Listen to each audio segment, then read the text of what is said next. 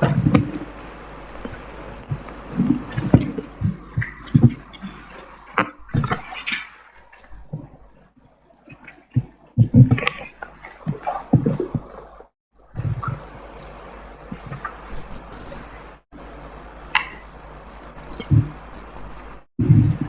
pagi jemaat yang dikasihi oleh Tuhan Yesus.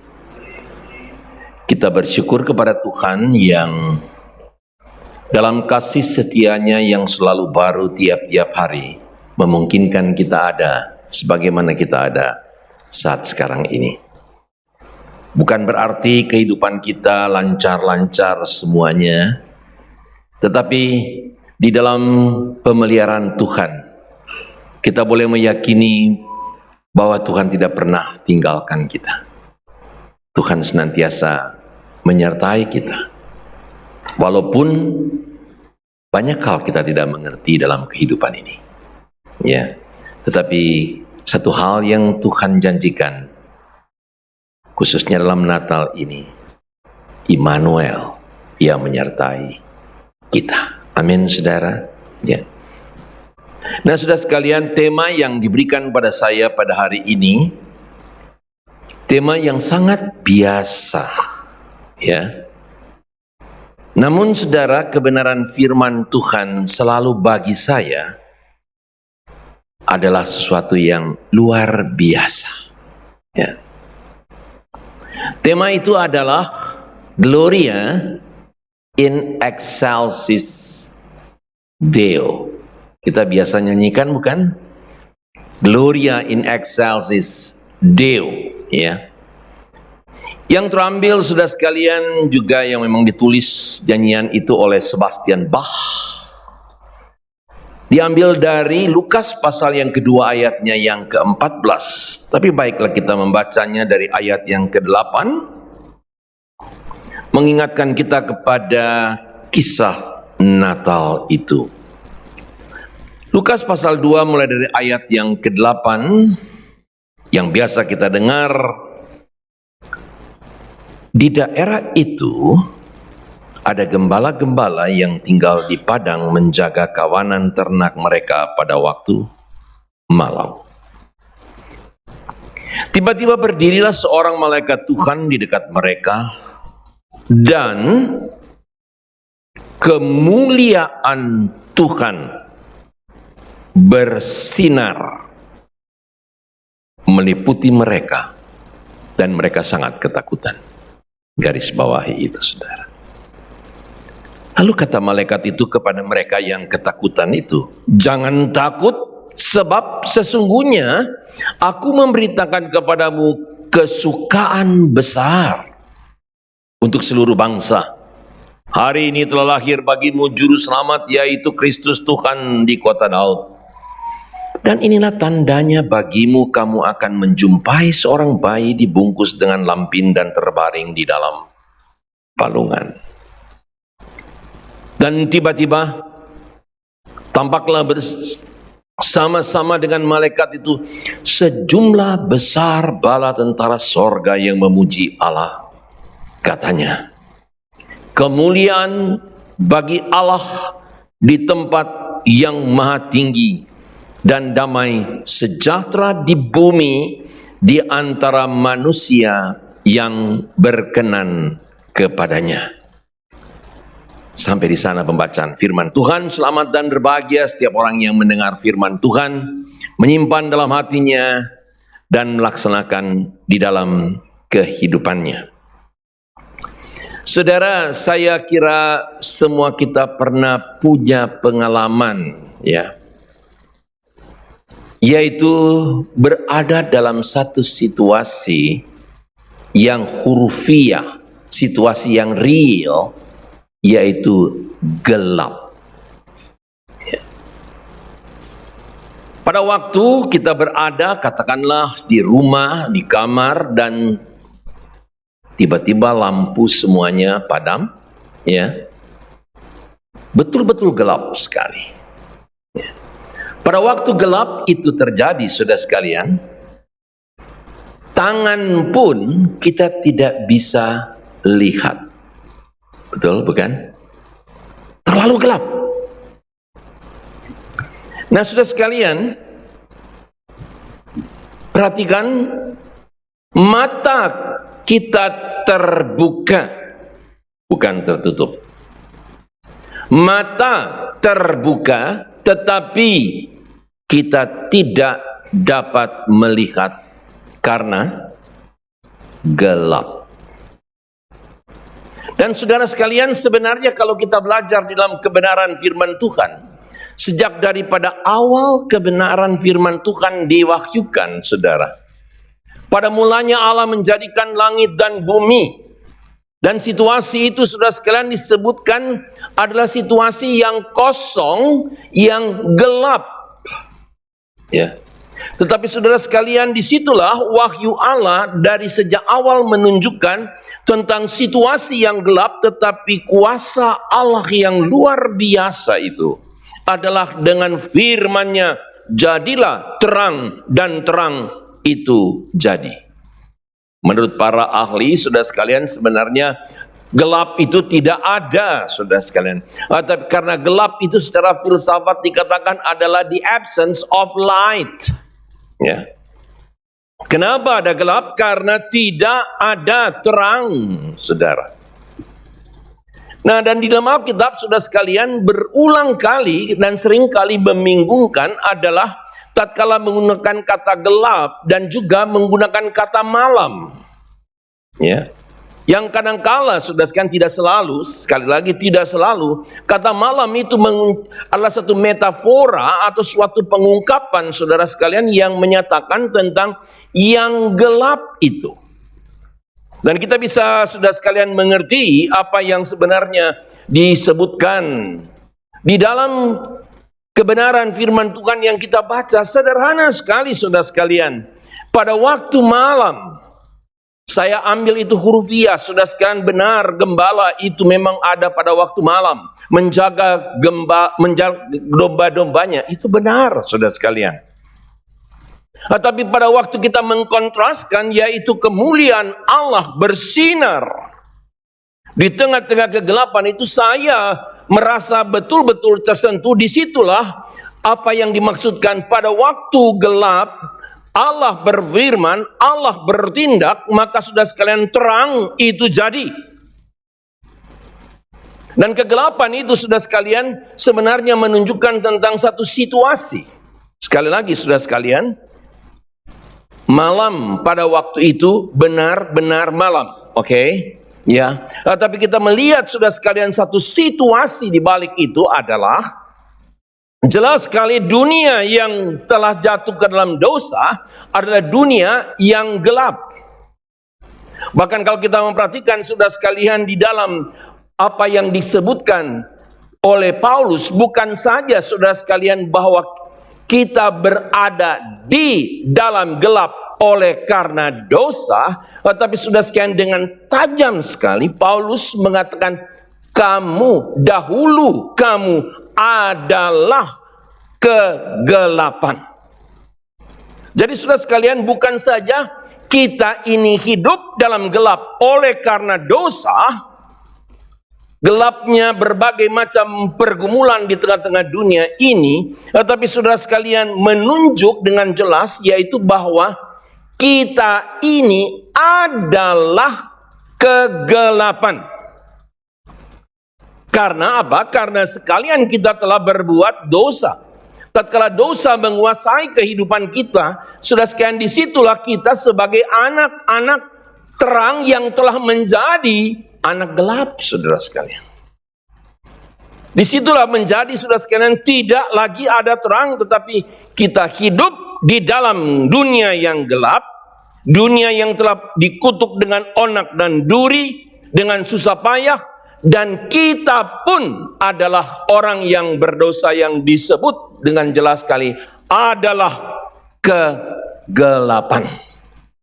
Nah, saudara sekalian, apa maksudnya yang secara praktis kita bisa melihat bahwa kita ini adalah kegelapan? Paulus menyatakan, saudara sekalian, itu adalah karena kita hidup di dalam hawa nafsu kita.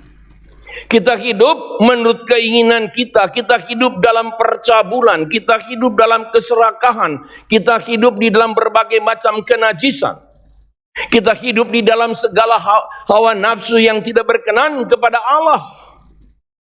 Dan itulah sebabnya saudara sekalian, kita berada di dalam gelap dan kita adalah kegelapan itu sendiri. Saudara berkata, oke, itu berarti menunjukkan tentang situasi dunia ini. Tapi saudara sekalian, memperhatikan dengan baik. Pada waktu Yohanes menulis surat kepada jemaat dan mengatakan satu hal, mengingatkan, jangan lupa jemaat Tuhan, yaitu bahwa jikalau ada orang yang membenci saudaranya, maka dia berada di dalam kegelapan. Jadi kontras, saudara sekalian, benar bahwa memang situasi umum, tapi saudara sekalian juga kita harus perhatikan, yaitu di dalam kehidupan sebagai orang percaya pun, di sana disebutkan kalau kita membenci saudara kita, maka kita berada di dalam kegelapan. Itu suatu peringatan bagi kita saudara sekalian, yang menunjukkan saudara, baik dalam kehidupan dunia ini secara umum maupun di dalam kehidupan gereja, tidak terlepas, yaitu suatu situasi yang saya sebutkan dan Alkitab katakan situasi yang sering kali diliputi kegelapan. Tidak ada damai, tidak ada shalom, yang ada adalah konflik di sana, tidak ada kasih, tetapi yang ada adalah kebencian.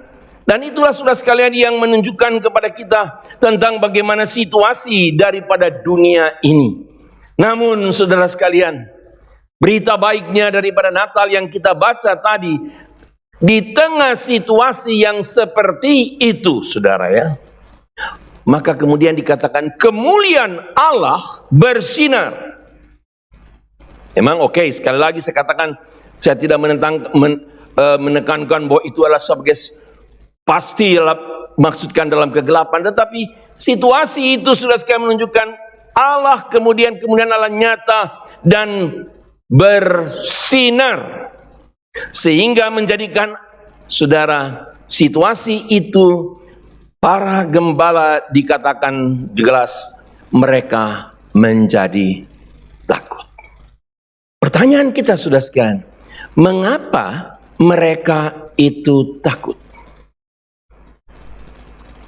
Oke, saudara sekalian, mungkin adalah sesuatu yang memang tidak biasa terjadi. Oke, baik.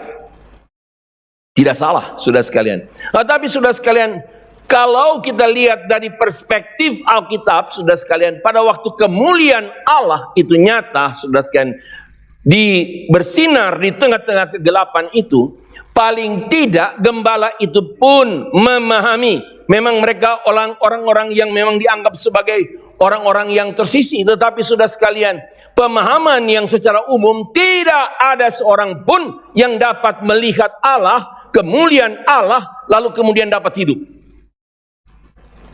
Bukankah Musa pun sendiri meminta untuk melihat, tapi Tuhan bilang no, dan Tuhan menutup. Engkau tidak bisa melihat. Bukankah saudara sekalian juga di dalam anugerah Tuhan, hanya dalam anugerah Tuhan, Yesaya kemudian tidak mati. Pada waktu melihat kebesaran daripada Tuhan, kemuliaan Tuhan. Itulah saudara sekalian, pada waktu kemuliaan Tuhan dinyatakan, maka di sana saudara sekalian mereka menjadi takut. Sama seperti orang-orang Israel, pada waktu kemuliaan Allah itu menutupi dan menaungi Sinai, mereka menjadi begitu gemetar, mereka begitu jadi takut, mereka tidak bisa menghampiri. Mengapa? Kemuliaan Allah itu begitu luar biasa, sehingga mereka tidak dapat untuk mendekatinya. Nah, saudara sekalian, dari sudut itulah saya ingin kita belajar bagaimana yang dikatakan di dalam tema kita ini. Kemuliaan yang dimaksudkan, apa sih artinya saudara sekalian yang dikatakan dengan Gloria in excelsis Deo? Yang kita baca tadi dikatakan di sini kemuliaan bagi Allah. Saudara sekalian, kata gloria, ya, atau kata kemuliaan yang dimaksudkan di dalam apa yang disebutkan di sini, secara umum, saudara, pertama kita lihat ayat ini adalah sesuatu yang menyatakan keberadaan Allah, kemuliaan Allah yang maha tinggi. Itu sudah sekalian menyatakan tentang sesuatu yang dipahami seperti demikian. Yang kedua, pada waktu itu dikatakan Gloria in excelsis Deo, di situ sudah sekalian bukan saja dipahami, tetapi sudah sekalian itu adalah satu pengakuan. Ya, saudara mengerti satu hal, oke, baik. Tetapi sudah sekalian mengakui itu adalah hal yang lain. Sama seperti pada awalnya saya katakan dalam perayaan Natal itu. Kita memahami dia adalah the King of Kings. Tapi sudah sekalian, apakah kita benar-benar menaklukkan diri kita di bawah kedaulatannya? Di situ pertanyaannya. Kita boleh memahami, kita boleh belajar, kita boleh tahu, sudah sekalian. Tapi sudah sekalian, apakah itu menjadikan kita mengaku? Ya, mengaku dan sungguh-sungguh menaklukkan diri kita kepada kemuliaan, kebesaran daripada Tuhan. Maka ada dua hal. Menyatakan tentang pemahaman. Tetapi yang kedua, di situ menyatakan tentang pengakuan. Dan pengakuan ini sudah sekalian adalah yang dinyatakan oleh para malaikat. Yang untuk mengajak dan untuk membawa kita memahami. Dan kemudian bukan saja memahaminya, tapi sungguh-sungguh dapat mengalaminya. Dan mengakui bahwa benar di dalam kehidupan kita yang gelap, Allah datang dan kemudian bersinar dengan kemuliaannya. Namun yang ketiga, saudara sekalian, ini lebih penting lagi. Gloria in excelsis Deo. Kemuliaan bagi Allah di tempat yang maha tinggi. Kata kemuliaan di situ, saudara sekalian, itu adalah kata yang sebenarnya mempunyai pemahaman, yaitu adalah bukan saja sesuatu yang mulia, bukan saja sesuatu yang besar, bukan saja sesuatu yang penuh dengan kehormatan, bukan saja itu, saudara sekalian. Tapi juga dipahami dalam kata yang sama itu adalah sesuatu yang dimanifestasikan. Perhatikan itu, saudara sekalian, ini kata penting sekali. Yaitu menyatakan, saudara sekalian, memang keberadaan daripada Allah itu yang berbobot. Keberadaan Allah itu yang mulia, betul. Tetapi saudara sekalian, di balik itu, dalam pemahaman bahasa yang digunakan di sana, itu juga adalah suatu yang dinyatakan, sesuatu yang tersembunyi dan kemudian dinyatakan. Berarti saudara sekalian, di sini kita melihat dengan jelas, inilah yang menjadikan kesukaan besar, yaitu Allah yang penuh dengan kemuliaan itu. Allah yang penuh dengan segala kebesarannya itu sekarang menyatakan kebesarannya itu. Jikalau bukan Tuhan yang menyatakannya, saudara sekalian, kita tidak akan dapat mengenal Dia. Dan jikalau bukan Tuhan dalam anugerahnya menyatakan kebesaran dan kemuliaannya, saudara sekalian, kita akan mati. Tetapi disitulah kesukaan besar itu yang diberikan, yaitu bahwa Allah berkenan untuk menyatakan siapa Dia dalam segala kebesaran dan kemuliaan daripada Tuhan. Itu dinyatakan, saudara sekalian, untuk kita dapat memahami. Maka saudara sekalian, waktu dikatakan kemuliaan bagi Allah itu menyatakan Allah yang mau menyatakan kemuliaan. Dan kita dapat melihat kemuliaannya tanpa harus mati. Perhatikan itu, saudara sekalian, itu suatu hal yang dalam. Kita dapat melihat kemuliaan Allah dinyatakan tanpa harus mati. Waktu yang lalu kalau kita melihat kemuliaan Allah, kita akan mati. Mengapa? Karena kita telah kehilangan kemuliaan Allah. Tetapi sudah sekalian, sekarang kesukaan besar itu adalah kita melihat kemuliaan Allah, kita tidak mati. Mengapa? Karena kemuliaan Allah itu dinyatakan, yaitu hanya dan hanya di dalam Kristus Yesus yang menebus dosa-dosa kita.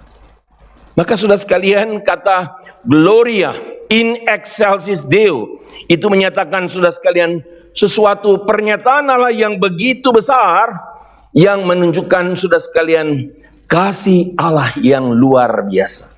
Yang keempat, sudah sekalian, kata Gloria in excelsis Deo itu sudah sekalian menyatakan bukan saja Allah yang maha besar, yang tinggi, tetapi sudah sekalian, di sana terkandung pemahaman, yaitu inilah pemberian Allah dalam Kristus Yesus yang terbesar.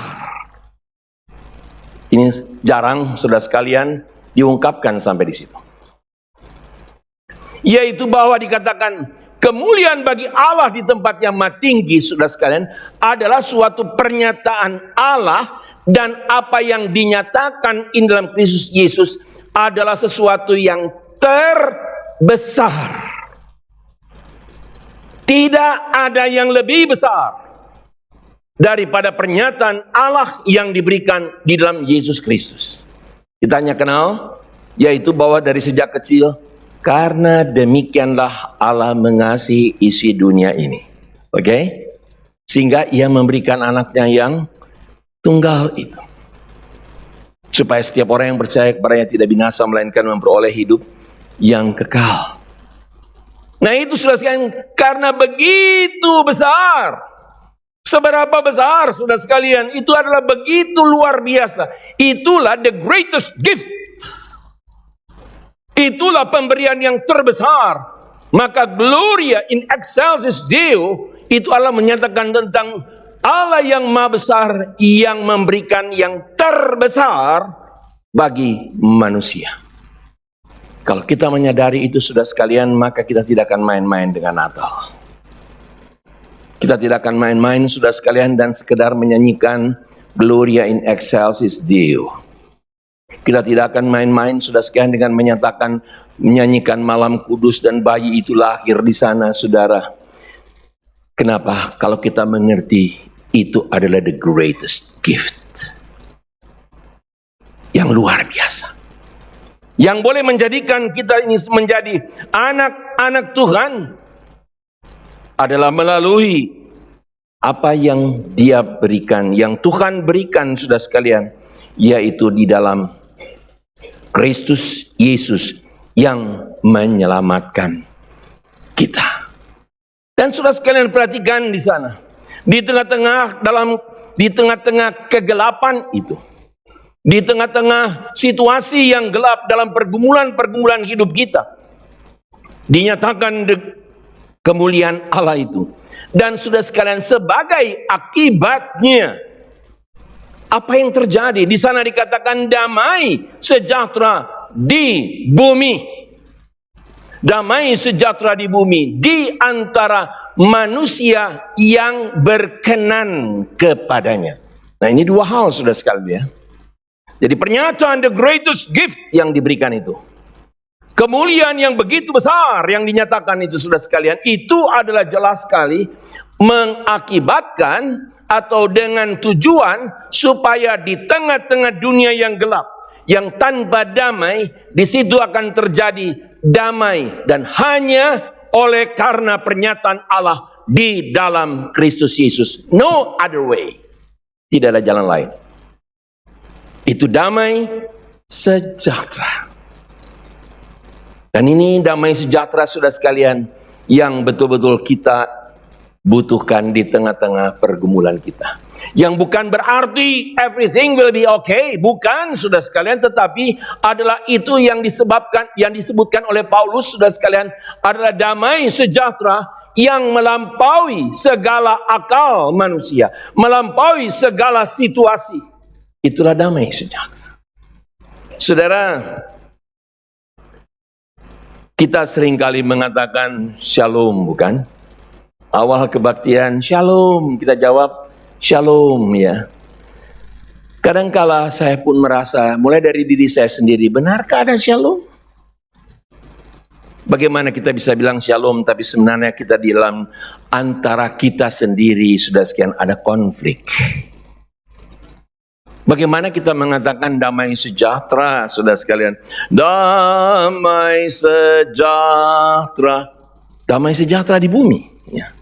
Tetapi saudara sekalian, apakah dalam rumah tangga kita itu benar ada shalom?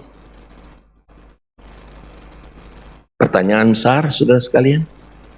Bukankah banyak konflik? Saya ingin saudara sekalian mengatakan suatu hal yang pernah saya alami, saudara. Membimbing setelah satu kebaktian, ada seorang ibu dan kemudian datang berbicara pada saya dalam satu kehidupan konflik keluarga, saudara, yang sukar dipercaya.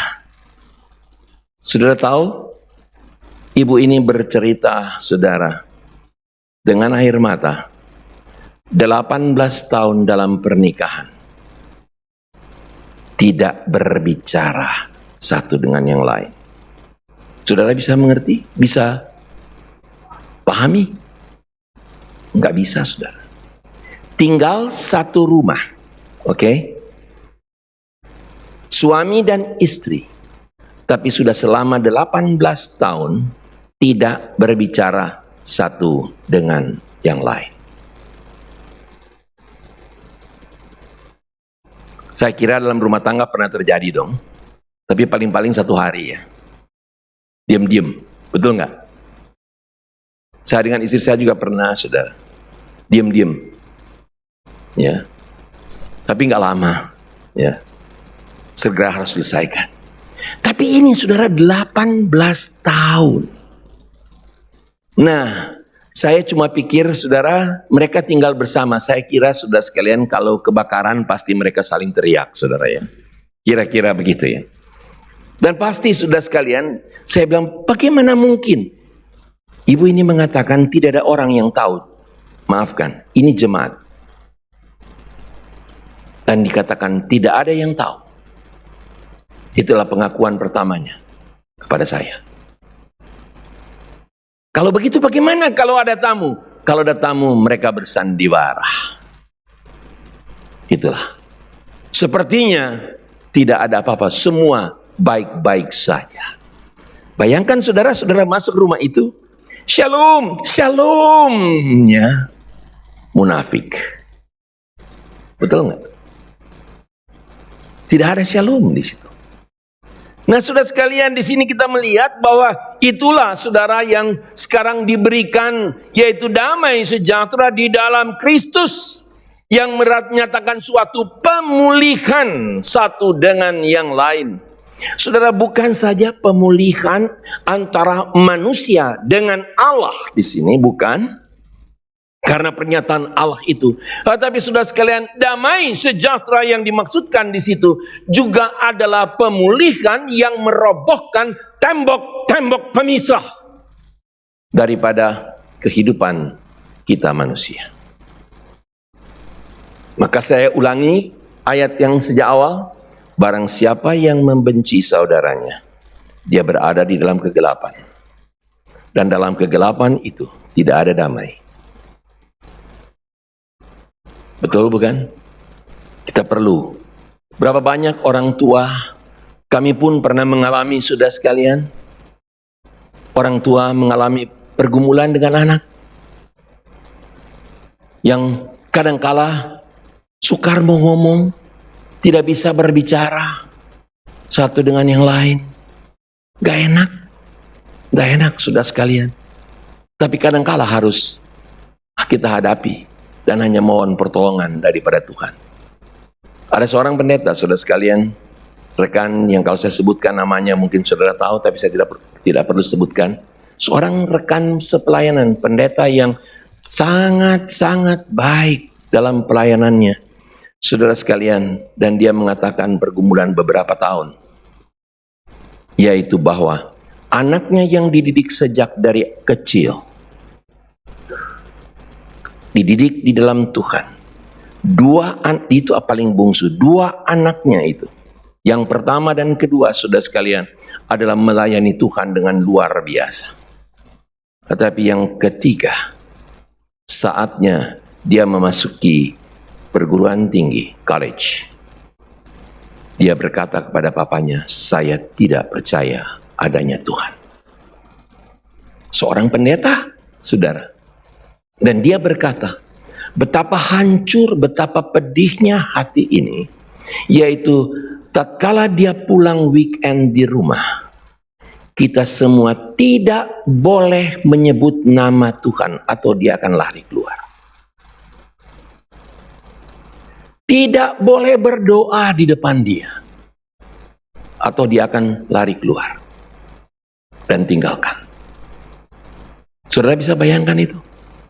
Luar biasa pergumulannya.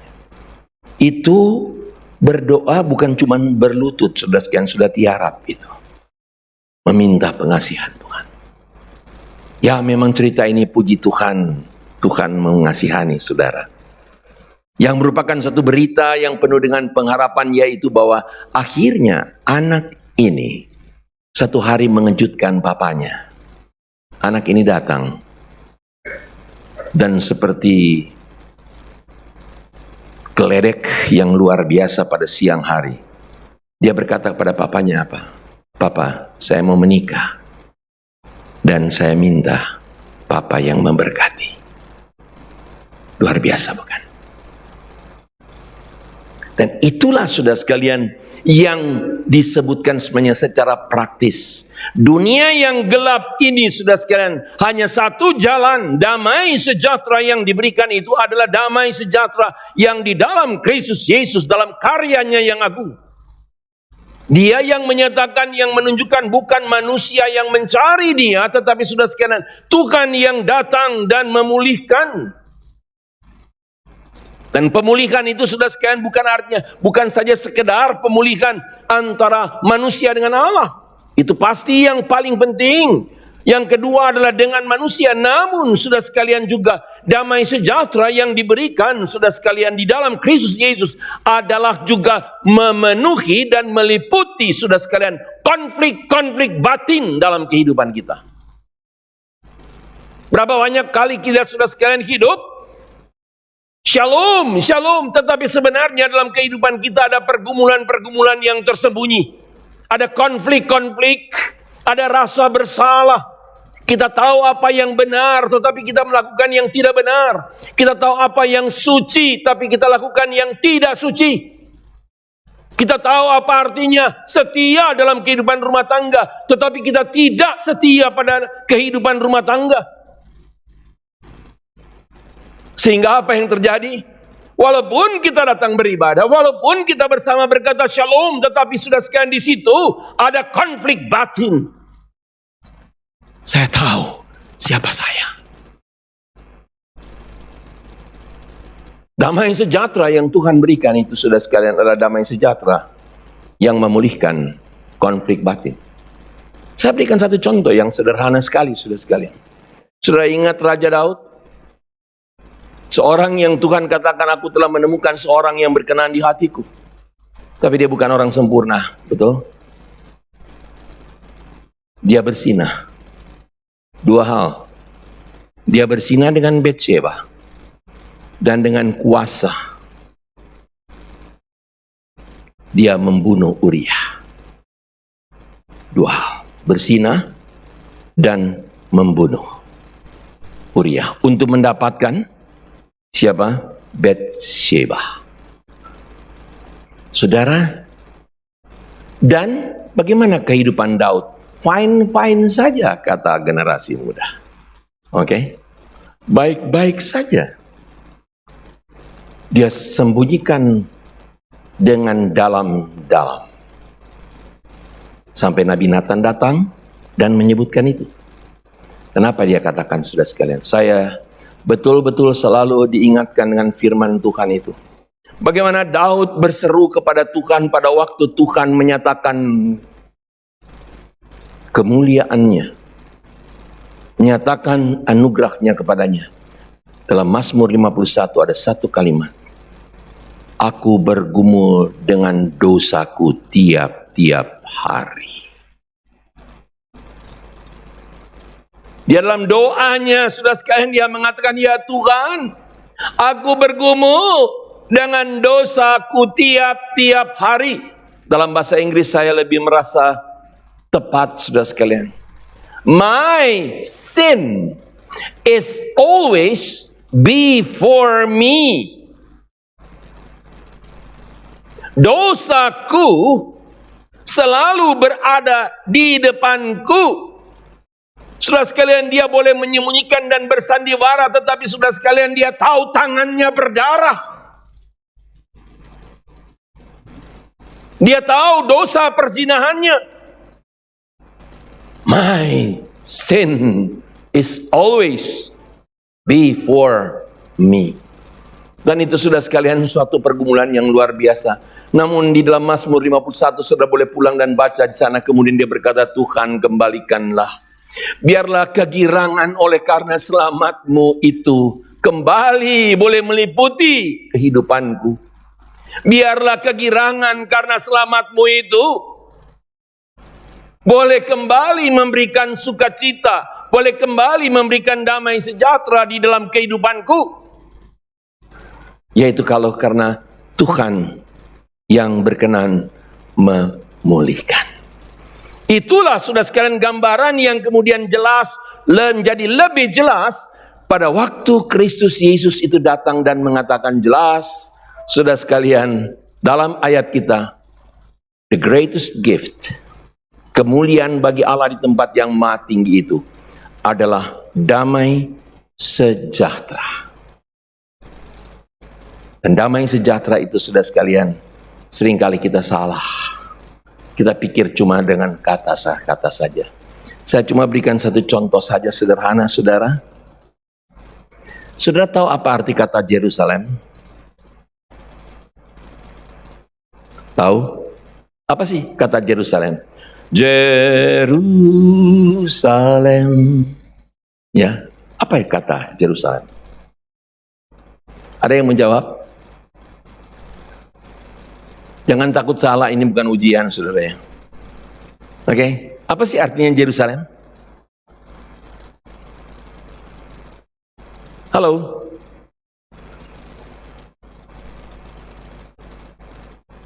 Ini perintah Junia, rupanya jemaatnya banyak malu-malu di sini ya, begitu ya. Atau pikir Pak Pendeta pertanyaannya terlalu gampang? Iya. Saking terlalu gampang takut dijawab, ya. Atau wah nggak usah dijawab, mau udah semua juga udah tahu, ya. Oke. Ada bilang itu kota Daud. Ada bilang itu kota damai. Betul nggak? Ya. Tapi ada satu hal yang saya mau tekankan. Para penafsir Alkitab dengan teliti, kalau saudara membuka dictionary, jangan saudara buka Google, saya tidak yakin saudara dapat, mungkin saja dapat, saudara ya.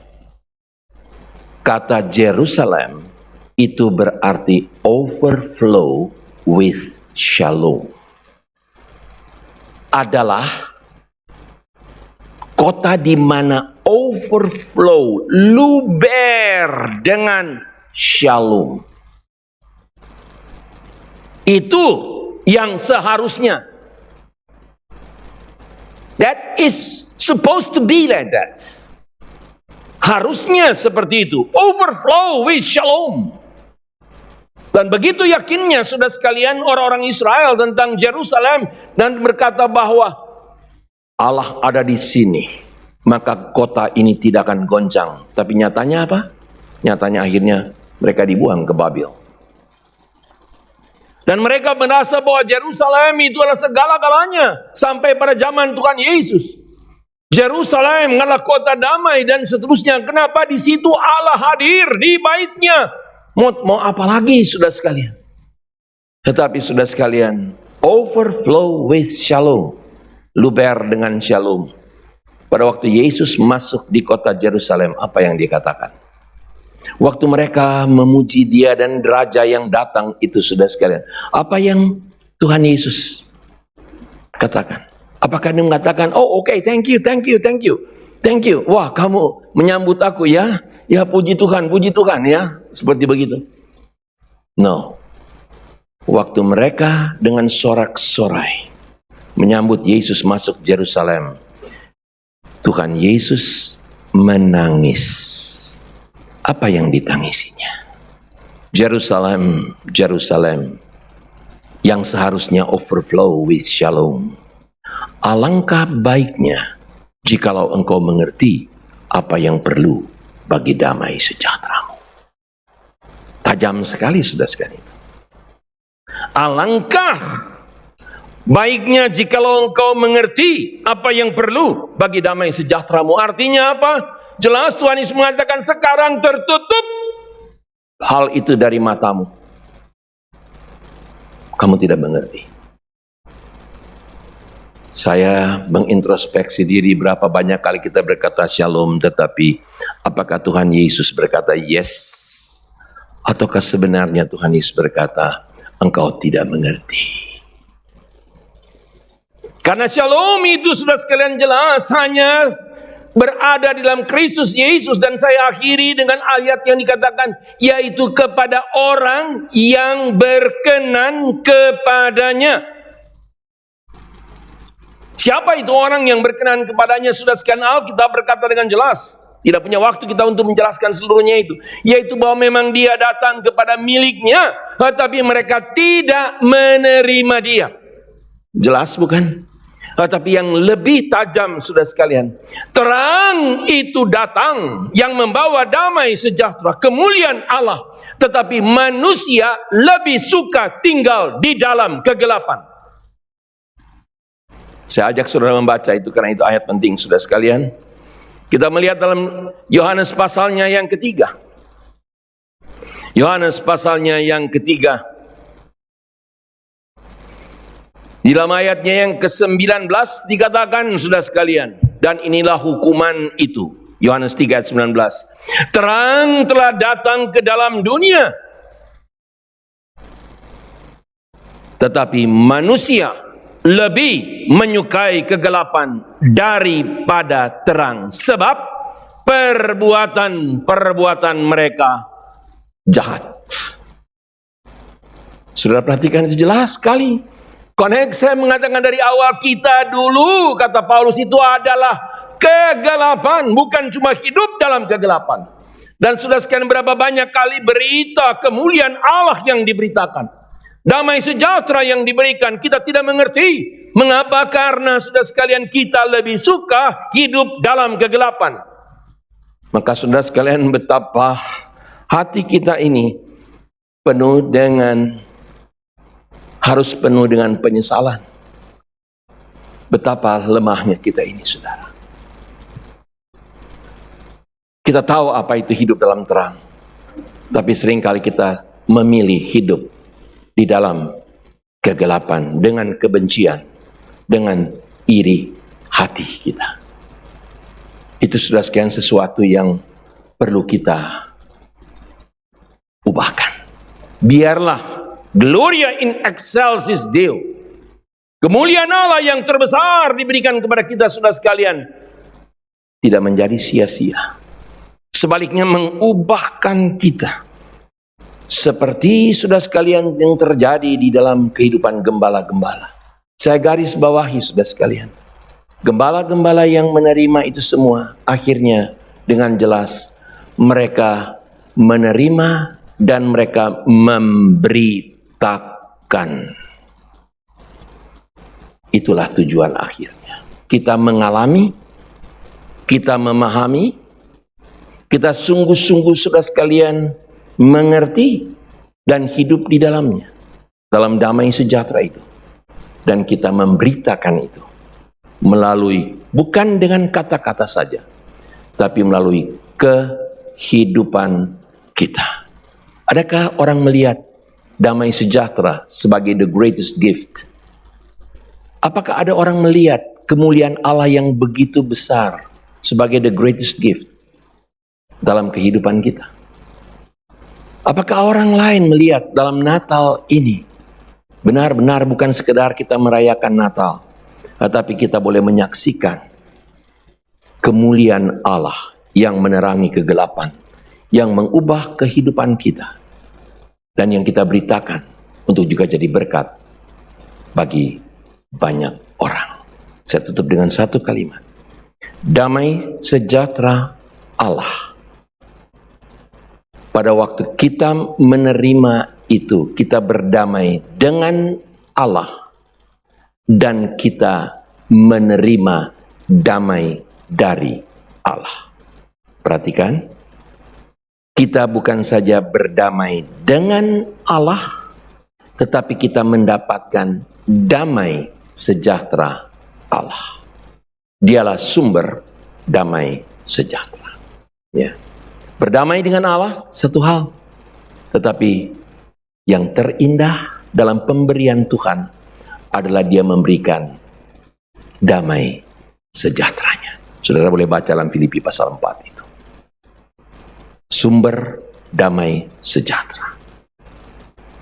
Terpujilah Tuhan. Mari kita berdoa.